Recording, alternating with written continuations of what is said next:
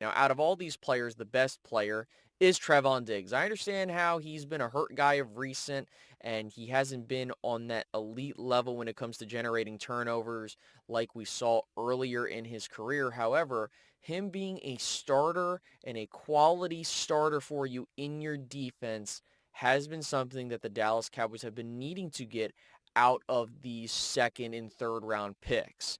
And so for Trevon Diggs having a first team All-Pro to his name, he is a two-time Pro Bowler. However you may feel about that particular award and things of that nature, he's still a good player for you. He achieved a second contract.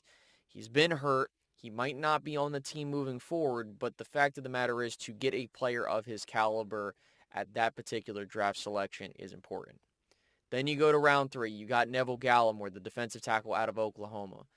I'll know that he started off pretty solid. We thought that maybe you get a guy that could be a solid starter for you or even a rotational piece, but he slowly fell out of grace, especially going into 2021 when he got hurt.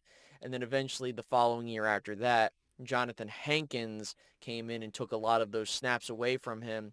And then, of course, the Dallas Cowboys using another draft pick in 2023 for a defensive tackle really pushed him out of the team, and his rookie contract had expired. So you did miss on that for sure. Then you go to Reggie Robinson, the cornerback slash safety out of Tulsa. He was only on the team for 2 seasons. 2021, he was injured, and then he's off the team in 2022, and he's been out of the league since then. Then finally, you have Bradley Anae, the defensive end out of Utah. I remember a lot of people were talking about how he was the steal of the draft and he looks amazing and things like that. Well, guess what? He's out of the league. He's off the team, and he's been off the team since 2022. In 2020, he was mainly inactive, and then in 2021, he was a practice squad player, and he was off the team the following season.